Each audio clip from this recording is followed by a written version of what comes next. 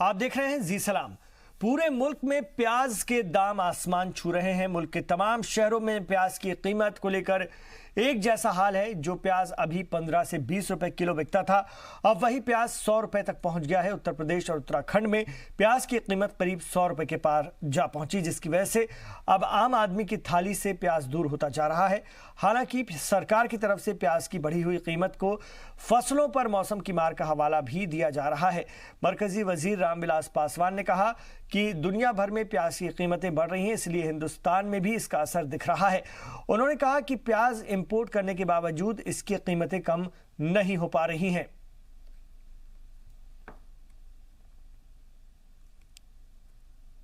देखिए, हमने कहा नहीं कि वो हमारे हाथ में नहीं है। हमने कहा नहीं कि वो हमारे हाथ में नहीं है। हमने कहा नहीं कि वो हमारे हाथ में नहीं है। सरकार जो मैक्सिमम प्रयास जो है, अब प्रकृति के सामने में किसका चलता है। हम लोग सोच रहे थे कि अब प्याज क्या कहते हैं कि प्याज बुआई में 1 महीना लेट हुआ तो 1 महीना के बाद क्या कहते हैं कि ठीक हो जाएगा। लखनऊ के सब्जी मंडी में प्याज की कीमत 70 रुपए किलो है, यानी खुदरा बाजार में आज आपको प्याज 80 से 90 रुपए किलो तक मिलेगी।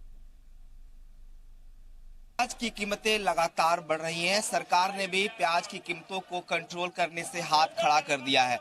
इस वक्त हम लखनऊ के मंडी में हैं। ये केसरबाग मंडी है और यहाँ पर आप देख सकते हैं जो प्याज की कीमतें हैं। अभी सब आपकी दुकान है ये, क्या अभी क्या रेट चल रहा है प्याज? 350 रुपए की 5 किलो, 70 रुपए किलो। ये मंडी का रेट है। मंडी का रेट है। बाजार में क्या भाव बिक रही है ये हमें नहीं मालूम। अच्छा, ये बताइए कि ये कब से रेट है इतना महंगा, कब से हो रहा है प्याज? 4-5 दिन से है। उससे पहले प्याज का रेट क्या चल रहा था? 280, 250। नहीं बता रही, पिछले 1.5-2 महीने से प्याज बढ़ा चढ़ा हुआ है।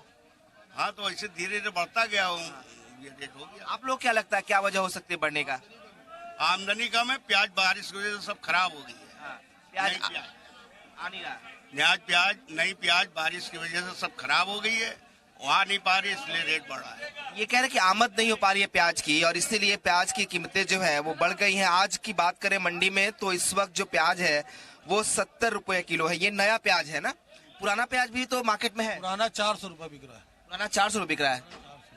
पुराना क्यों महंगा है? पुराना 60 प्याज एंड चल रहा, प्याज खराब हो गई है, आमदनी कम है। 100 गाड़ी की आमदनी थी, अब 10 गाड़ी की आमदनी है, जिसकी वजह से प्याज महंगी है। तो ये कीमतें कम होंगी या ऐसे ही रहेंगी? अभी हफ्ते भर के अंदर कम हो जाएगी। हालांकि सरकार कह रही है कि बहुत, अब जब तक बाहर से नहीं आएगा प्याज, जो इंडिया में प्याज था वो तो खराब हो गया मैक्सिमम उसमें, तो अब तक कम नहीं हो पाएगा। अभी तो कम नहीं होगा, जब होगा फ्री मार्केट में रेट कम हो जाएगा। बिल्कुल, जब होगा तो मार्केट में रेट भी कम हो जाएगा। आज तो मार्केट में रेट जो है 70 रुपया किलो है और तमाम जो लोग हैं वो इस बात का दावा कर रहे हैं कि प्याज की कीमतें जो है वो लगातार बढ़ती जा रही हैं। पिछले कई महीने से प्याज की कीमतें बढ़ रही हैं और इस वक्त भी जो प्याज की कीमत आज मार्केट में है, खास करके इस लखनऊ के जो थोक मार्केट है वहाँ 70 रुपये किलो प्याज बिक रही है। तो जाहिर सी बात है जो फुटकर विक्रेता है वो अलग उसका रेट लगाएंगे। तो अगर लखनऊ में फुटकर की बात करें तो 80 रुपये तक प्याज मिलेगी, क्योंकि मंडी में प्याज 70 रुपया किलो आज बिक रही है। कैमरामैन अमर शाह के साथ विनोद मिश्रा, जी मीडिया, लखनऊ। और देहरादून की मंडियों में आज प्याज का रेट 80 रुपए फी किलो है। जिस तरीके से प्याज के दाम लगातार बढ़ रहे हैं, ऐसे में आम आदमी ने अपनी रोजमर्रा इस्तेमाल की जाने वाली प्याज में कटौती करना शुरू कर दिया है। देहरादून की मंडियों में प्याज के दाम लगातार उछाल मार रहे हैं। प्याज के रेट लगातार बढ़ते चले जा रहे हैं। ऐसे में जो आम लोग हैं, उपभोक्ता हैं, उन्होंने अपने दैनिक उपयोग में प्याज की जो इस्तेमाल होता है उसमें कटौती करना शुरू कर दिया है। इस वक्त हमारे साथ एक दुकानदार भी है और एक दुकान में मैं भी खड़ा हूँ। इस वक्त जो प्याज के दाम है देहरादून में, क्या रेट चल रहे हैं? 80 रुपए किलो। इतना महंगा क्यों है और कब से ये रेट ऐसे ही है? ये कम से कम 15 दिन हो गए, अब पीछे से माल नहीं आ रहा। तो ऐसे में जो लोग या जो ग्राहक आपके पास आ रहे हैं, कितना वो खरीद कर ले जा रहे हैं? जो 1 किलो लेता था वो आधा किलो ले रहा, जो आधा किलो लेता था वो 1 पाव ले रहा, तो इस समय कम ले रहे हैं। तो अभी क्या उम्मीद जताई जा रही है, किस तरीके, कब तक ये रेट ऐसे ही रहेंगे? कोई बता नहीं सकते, जैसे माल आएगा पीछे से तब रेट सही आ जाएगा। तो आप बताइए कि जो ये लगातार दाम बढ़ रहे हैं, प्याज के दाम 80 रुपए भी पहुंच गए हैं, तो ऐसे में ग्राहक कम आ रहे हैं या प्याज के जो खरीदार हैं वो कम खरीद कर ले जा रहे हैं? हाँ, जिसको 1 किलो लेना है वो आधा किलो ले जाता है, इस समय कम लिए जा रहे हैं। अब माल भी पीछे से सप्लाई नहीं हो रहा है ज़्यादा, इसलिए महंगा है। महंगा। अब हाँ, इसलिए कम बिक्री हो रही है प्याज की। तो क्या उम्मीद है कि आगे दाम कम होंगे या फिर ऐसे ही रहेंगे अभी फिलहाल? अभी तो फिलहाल अभी तो नहीं जल्दी उम्मीद है, हो सकता है 1 महीने बाद 15 दिन बाद थोड़ा बहुत कुछ गिरे रहे। हाँ, अभी तो महंगा फिलहाल 1 महीने से चल रहा है, यही चलेगा अभी 1 महीने तक। तो प्याज अपनी शतकीय पारी की तरफ बढ़ रहा है। इस वक्त 80 रुपए प्रति किलो की दर से जो प्याज है वो बिक रहा है और ऐसे में लोगों ने अपने जो खरीदारी करने वो पहुंच रहे हैं, उन्होंने कटौती भी करनी शुरू कर दी है। जो 1 किलो प्याज लेते थे वो आधा किलो या पाव भर से काम चला रहे हैं। और जो दुकानदार हैं इनका ये कहना है कि पीछे से ही जब सप्लाई नहीं आ रही है तो ऐसे में लाजमी है कि प्याज के दाम बढ़ रहे हैं और फिलहाल कब तक ये दाम ऐसे ही रहेंगे ये कह पाना बेहद मुश्किल है। कैमरा की संदीप बडोला के साथ कुलदीप नेगी, जी मीडिया, देहरादून। वहीं वाराणसी के सुंदरपुर मार्केट में प्याज के रेट 70 से 80 रुपए किलो हैं और खुदरा मार्केट में प्याज की बात करें तो 80 से 90 रुपए तक बिक रही है, जिसकी वजह से आम लोगों को परेशानी उठानी पड़ रही है। अभी हम बनारस के सुंदरपुर मार्केट में हैं, जहां पर प्याज के रेट लगातार बढ़ रहे हैं। 1 महीने में दूसरी बार ये रेट में इजाफा हुआ है। लगभग 70 से 80 रुपए प्याज बेचा जा रहा है। हमारे साथ एक दुकानदार भी है, बात करने के, उनसे पूछेंगे कि क्या रेट चल रहे हैं अभी मार्केट में। मार्केट में क्या प्याज का रेट चल रहा है भैया? रेट 72 रुपए किलो मार्केट में भैया। 72 रुपए केजी बताया जा रहा है कि मार्केट में रेट है, लेकिन अगर आप ठेले वालों से खरीदने के लिए जाएंगे तो वो 80 से 90 रुपए प्रति केजी आपको प्याज बेचेगा। हमारे साथ कुछ ग्राहक भी है, बात करने के लिए, उनसे भी जानने की कोशिश करेंगे, क्योंकि लगातार जिस तरीके से प्याज का रेट बढ़ रहा है, कहीं ना कहीं जो आम जनता है उनको खासा दिक्कतों का सामना करना पड़ रहा है। हमारे साथ कुछ ग्राहक है, बात करने के लिए। जिस तरीके से प्याज के रेट बढ़ रहे हैं, किस तरह की दिक्कत हो रही है आपको? जैसे कि भैया प्याज का दिक्कत, प्याज की किल्लत को लेके लोगों को खाने में दिक्कत हो रही है। अब 20 रुपए किलो का प्याज 80 रुपए किलो मिल रहा है, तो मार्केट में लोग परेशान हो गए हैं कि कहां से प्याज डंप करके लोग रख दे रहे हैं गोदाम में और 20 रुपए किलो खरीद रहे हैं, 40 रुपए किलो खरीद रहे हैं, बेच रहे हैं 80 रुपए, ठीक दुगुना कमा रहे हैं उसमें। तो इसमें भैया दिक्कत कस्टमर को है। बिल्कुल, कहीं ना कहीं जो आम ग्राहक है उसकी परेशानी जस के तस बनी हुई है। जिस तरीके से सरकार लगातार दावा कर रही है कि वो प्याज के रेट को कम करवा रहे हैं और कहीं ना कहीं जिसका खामियाजा एक तरफ जहां ग्राहक भुगत रहे हैं, तो दूसरी तरफ जो प्याज के रेट हैं एक महीने में दूसरी बार बढ़ गए हैं। अब देखने वाली बात होगी कि प्याज के रेट कब तक कम होते हैं। कैमरामैन बाबूलाल के साथ लोमस, जी मीडिया, वाराणसी। बढ़ती कीमतों के बाद प्याज एक बार फिर चर्चाओं में है और अभी कभी आम आदमी की थाली में सजने वाली प्याज अब उसकी पहुंच से दूर होती नजर आ रही है। फसलों के चौपट हो जाने से प्याज के दामों में लगातार उछाल देखा जा रहा है और उसके बढ़ते दामों को लेकर अब सोशल मीडिया पर ट्रोल भी इसे किया जाना शुरू हो गया है। टिकटॉक पर प्याज के वीडियो बनाए जा रहे हैं, जिससे लोगों ने खासा रिस्पॉन्स दिया है।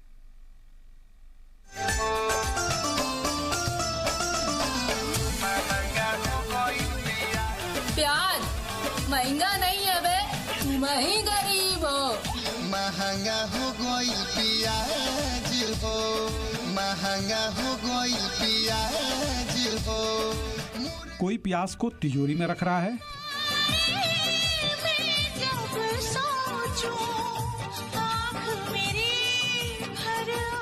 तो कोई प्याज को बटुए में रखकर अमीर होने का रोब दिखा रहा है।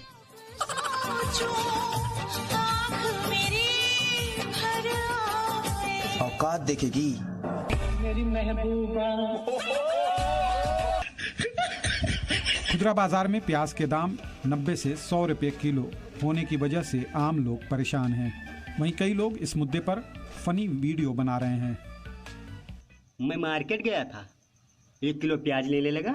एक आंटी अपने पति से बोली, देखिए ना, ये लड़का अपनी कमों के लिए ठीक रहेगा ना। सोशल मीडिया ऐप टिकटॉक पर काफी तादाद में लोगों ने प्याज पर फनी वीडियो बनाए हैं, जो सोशल मीडिया पर जमकर वायरल हो रहा है। औकात देखेगी मेरी महबूबा। एक वीडियो में दिखाई देता है कि 2 लड़के किसी के घर में घुसते हैं और पैसे गहने छोड़ देते हैं। उन्हें दिलचस्पी सिर्फ प्याज की बोरी में है। No no no no.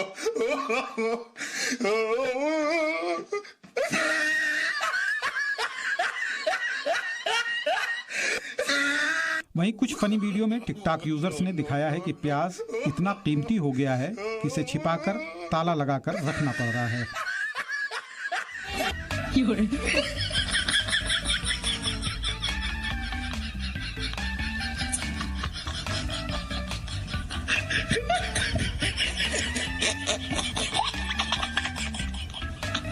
कुछ वीडियोस में लोग प्याज को बेवफा बताकर आलू टमाटर से रिश्ता तोड़ने के वीडियो बनाकर वायरल कर रहे हैं।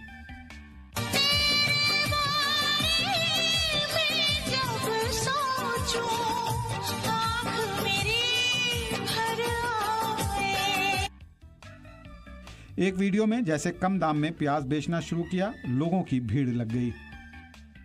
घर से बाहर निकला तो पूरा मोहल्ला शांत पड़ा था और फिर मैंने जोर से आवाज लगा दी, प्याज 5 रुपए किलो। इतना बोलते पूरा मोहल्ला बाहर और मैं घर के अंदर। ये भाई साहब तो प्याज की आरती ही उतारने लगे।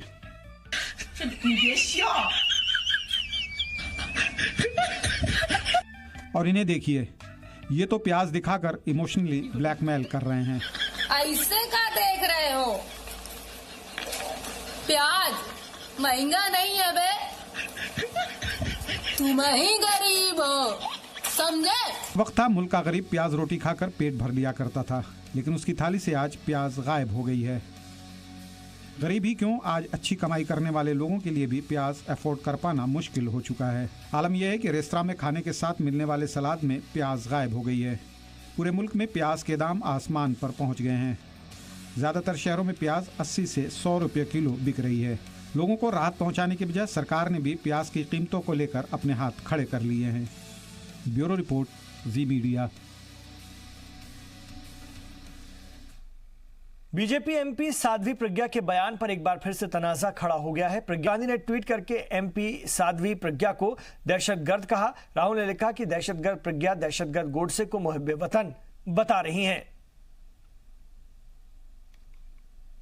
तो प्रज्ञा ठाकुर के बयान पर जो उन्होंने पार्लियामेंट में दिया था, उस पर हंगामा जारी है, सियासत भी चल रही है। और आइए अब आपको सीधे लिए चलते हैं मुंबई, जहां पर इस वक्त एनसीपी, कांग्रेस और शिवसेना एक प्रेस कॉन्फ्रेंस कर रहे हैं। जयंत पाटील जी, शिवसेनेचे नेते एकनाथ शिंदेजी, आज आपल्याला माहीत असताना महाराष्ट्रामध्ये महाराष्ट्र विकास आघाडीच्या सरकारच्या शपथविधी या महाराष्ट्र विकास आघाडीच्या आघाडीमध्ये शिवसेना, राष्ट्रवादी काँग्रेस, समाजवादी पार्टी, शेतकरी कामगार पक्ष, शेतकरी संघटना आणि आणखीन काही अपक्ष आमदार व लहान पक्ष या आघाडीमध्ये आहे। आघाडी निर्माण करत असताना आमच्या ठरला होता की सरकारचा एजेंडा काय असेल आणि तो एजेंडा तयार करण्यासाठी तिन्ही पक्षाचे नेत्यांनी त्याच्यावर मेहनत करून तो एजेंडा किमान समान कार्यक्रम तयार केल्यानंतर त्याच्यावर एकमत झाला। मग आघाडीची घोषणा झाली। आज सरकारच्या शपथविधी आहे आणि बराच काळ सर्व पत्रकार बंधूंना, मित्रांना, देशवासियांना, राज्याच्या जनतेला हे किमान समान कार्यक्रम काय आहे याची माहिती घेण्यासाठी उत्सुकता होती। सरकार स्थापन होण्याच्या आधी ही माहिती जनतेला दिली पाहिजे, त्यासाठी आपल्या माध्यमातून आज पत्रकार परिषद आयोजित करण्यात आली। सर्वप्रथम मी एकनाथ शिंदे साहेबांना सांगतो की त्यांनी याची सुरुवात करून माहिती दिली पाहिजे। मग जयंत पाटील साहेब सांगतील। काही वेळामध्ये काँग्रेसचे नेते थोरात साहेब पण आपल्यासमोर येणारच आहे। आता शिंदे साहेब या बाबतीत माहिती आपल्यासमोर ठेवणार। ट्रॅफिक मध्ये अडकलेलं। आजच्या अतिशय महत्त्वाच्या बैठकीला उपस्थित आमचे मित्र जयंतराव पाटील साहेब, नवाब मलिक साहेब आणि सर्व पत्रकार मित्रांचं मी मनापासून या ठिकाणी स्वागत करतो. खरं म्हणजे गेल्या काही दिवसापासून निवडणुकीमध्ये निवडून आल्यानंतर, निवडणूक झाल्यानंतर, निकाल लागल्यानंतर ज्या काही राजकीय घडामोडी या राज्यामध्ये घडत आहेत त्याचे साक्षीदार आपण सगळे आहात. आणि खऱ्या अर्थाने कसरत आमच्यापेक्षा तुमची जास्त झालेली आहे.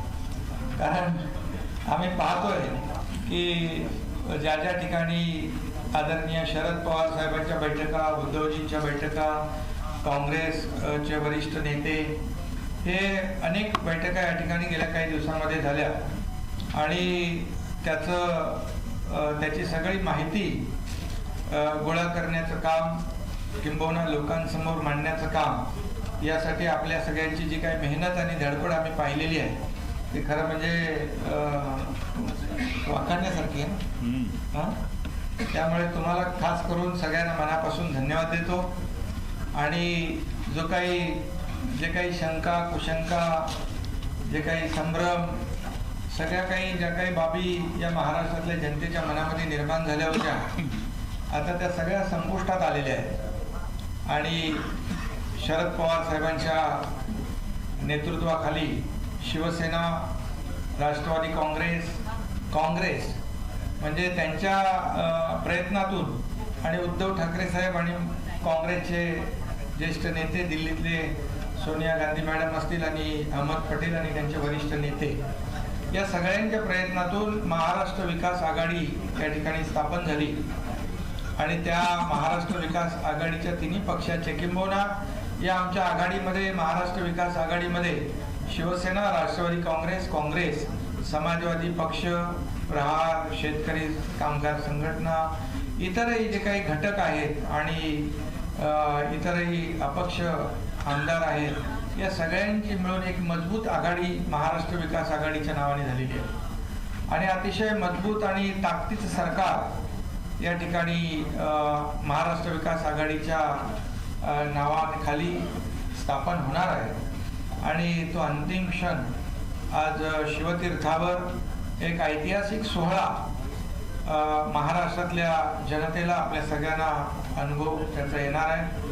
आणि म्हणूनच मी मगाशी म्हणालो की शिवतीर्थावर या ठिकाणी छत्रपती शिवाजी महाराजांच्या साक्षीने आदरणीय शिवसेना प्रमुख बाळासाहेब ठाकरेंचं स्मारक तिकडे आहे, त्यांच्या साक्षीने त्या ठिकाणी महाराष्ट्र विकास आघाडीचे नेते म्हणून ज्यांची निवड तिन्ही पक्षांनी केली, ते आदरणीय शिवसेना पक्षप्रमुख उद्धव ठाकरे साहेब हे त्या ठिकाणी मुख्यमंत्री पदाची शपथ घेणार आहेत.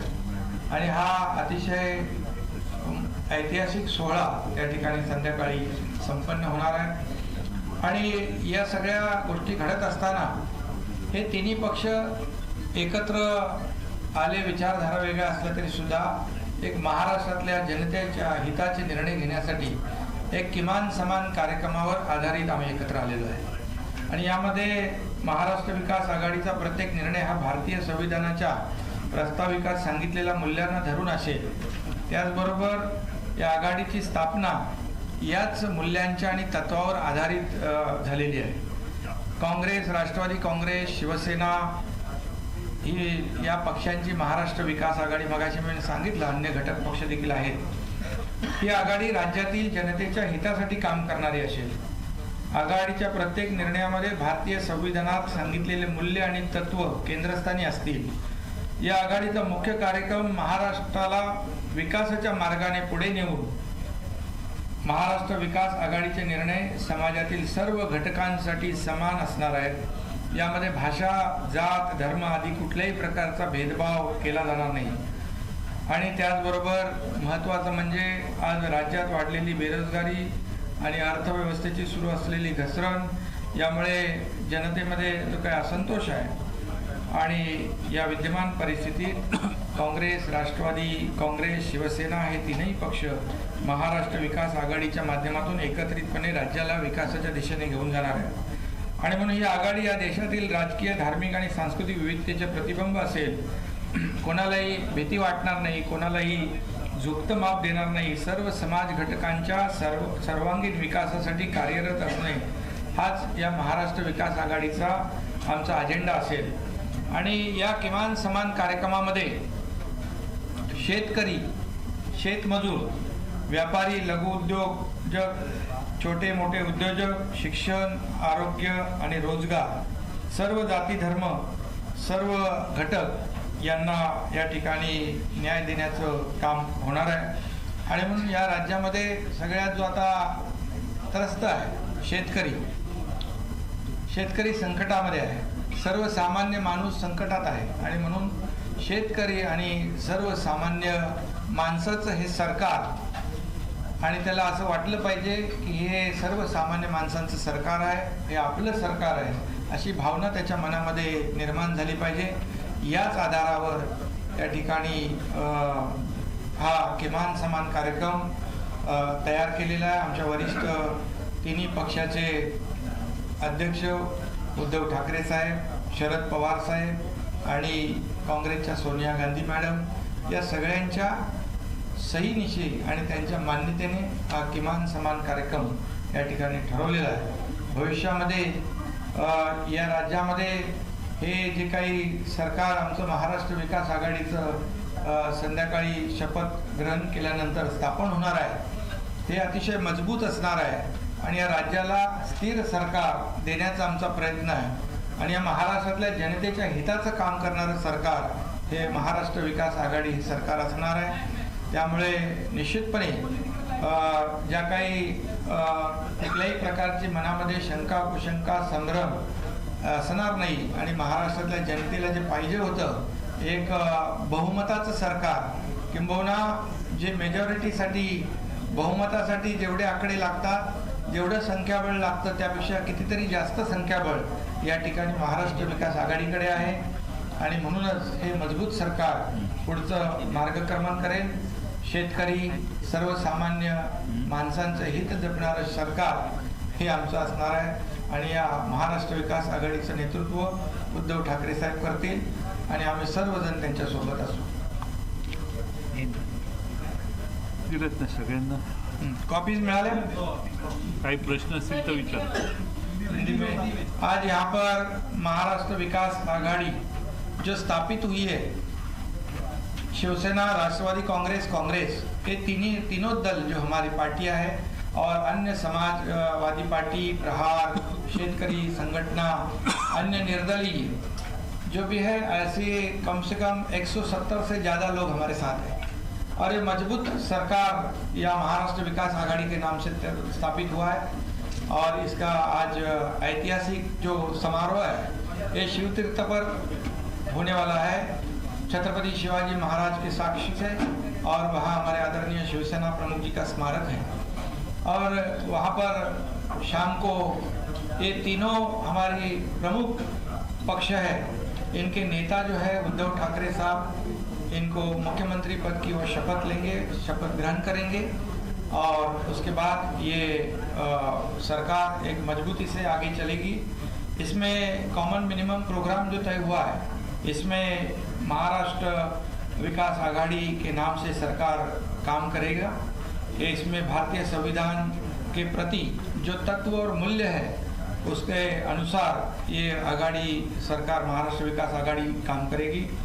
इसमें भारतीय संविधान में जो मूल्य और तत्व है ये केंद्र स्थानीय होंगे. ये मुद्दे महाराष्ट्र विकास आघाड़ी ये सभी समाज घटक, सभी जाति पाति के लोग, सभी भाषा, प्रांत, सभी इसमें सबको साथ में लेकर आगे चलेगी.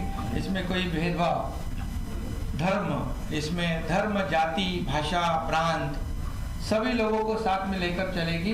और इसमें किसी भी तरह का भेदभाव नहीं होगा.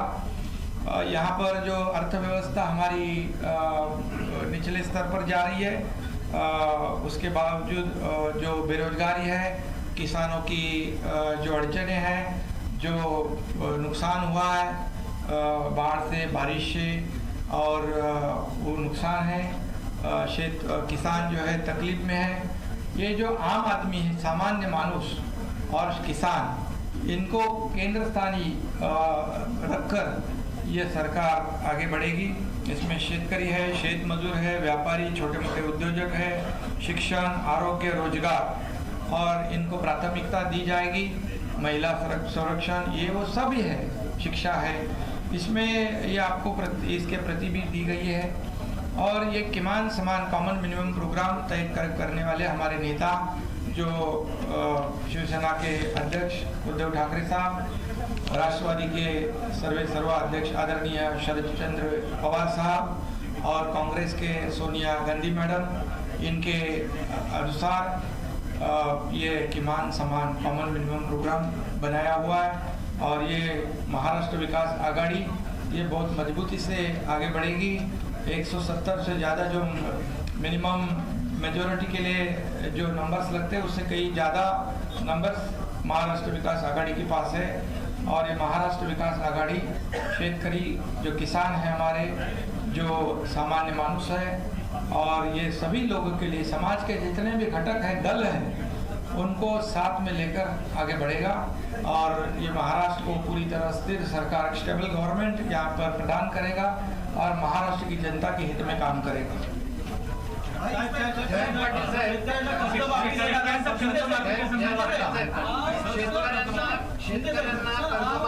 शेतकऱ्यांना कर्जमाफी देणार असं आपण आहे ना, देणार।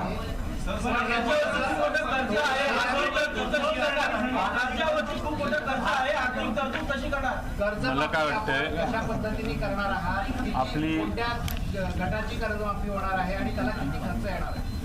आम्ही हॅलो आम्ही आमच्या जाहीरनाम्यामध्ये महाराष्ट्रातल्या जनतेला जी कमिटमेंट दिलेली ती कर्जमाफीची आहे आणि कर्जमाफीबद्दल सत्ता ग्रहण केल्यानंतर, विश्वासदर्शक ठराव झाल्यानंतर याच्यावर आम्ही काम करू आणि त्याचा तपशील आम्ही त्यानंतर तुमच्यासमोर सांगू। उद्धव ठाकरेंनी सांगितलं होतं की कर्जमाफी करायला शेतकरी काही गुन्हेगार नाही आहे, त्यांना कर्जमुक्ती असेल। कर्जमाफी हा शब्द पुन्हा आलेला आहे, त्याविषयी शिंदे साहेब काय सांगाल? नाही, आता सांगितलं ना, यामध्ये पाटील साहेबांनी सांगितलेलं आहे की आता सरकार स्थापन झाल्यानंतर या ठिकाणी कॅबिनेटच्या बैठकीत जे काही सरकार जे काही धोरणात्मक निर्णय घ्यायचे आहेत ते नक्की आणि शेतकऱ्याला केंद्रस्थानी मानून हे कॉमन मिनिमम प्रोग्राम आम्ही तयार केलेले आहे। त्यामुळे शेतकऱ्याच्या अवकाळी पावसाचं नुकसान असेल, जे कर्ज आहे ते कर्ज जे पूर्ण त्याच्या कर्जातून मुक्तता झाली पाहिजे, हे सगळे विषय जे आहेत हे तिन्ही पक्षाचे समान विषय आहेत। जेव्हा आम्ही एकत्र बसलो तेव्हा तिन्ही पक्षाच्या अजेंड्यावर शेतकरी हाच महत्वाचा घटक होता। बराच विचार केला, सगळं लगेच तुम्हाला आजच सांगायचं। हे आमचे अनेक मुद्दे ज्या दिशेनं आम्ही काम करणार आहे ते कॉमन मिनिमम प्रोग्राम मध्ये घेतले। आज याचा कॉग्निजन्स घ्या आणि या सगळ्या मुद्द्यांवर आम्ही काम करतो।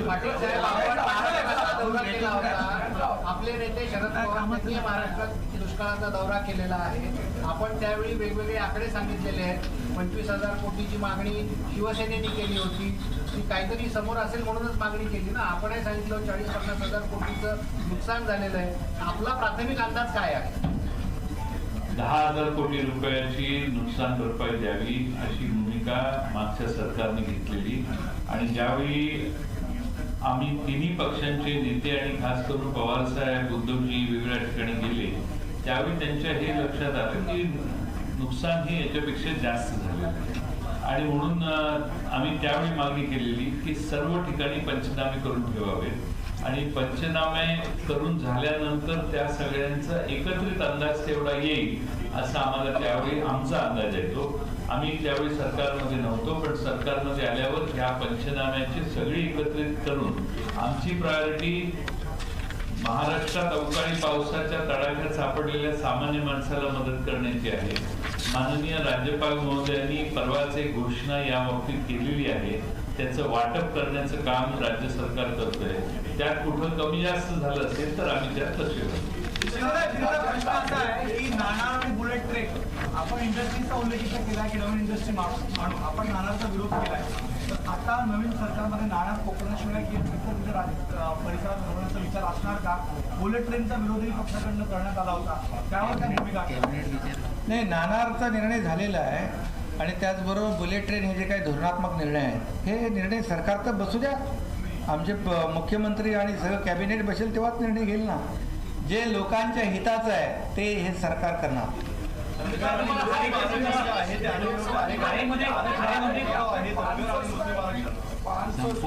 का घर देने का मुंबई का उसको लेकर के अभी 2011 तक का GR सामने नहीं आया है, क्योंकि 2011 तक का मान्य है. हमारी विनती ऐसी है कि हमने हमारे सारे प्रोग्राम जो मद्देनजर रखे हमारी सरकार काम करने वाली है, इसका पूरा आशय नहीं बताया है. तफसील में हम इसके ऊपर जरूर आपको बता सकते हैं, लेकिन अभी शपथ विधि का समारोह होने वाला है और इसलिए मैं आपको विनती करता हूं कि ये मुद्दे आप सामने रखिए. हमारा एक कॉमन मिनिमम प्रोग्राम है, हमारे आने वाले दिनों में इस कार्यक्रम को हम पूरा करने की पूरी कोशिश करेंगे. 5 साल का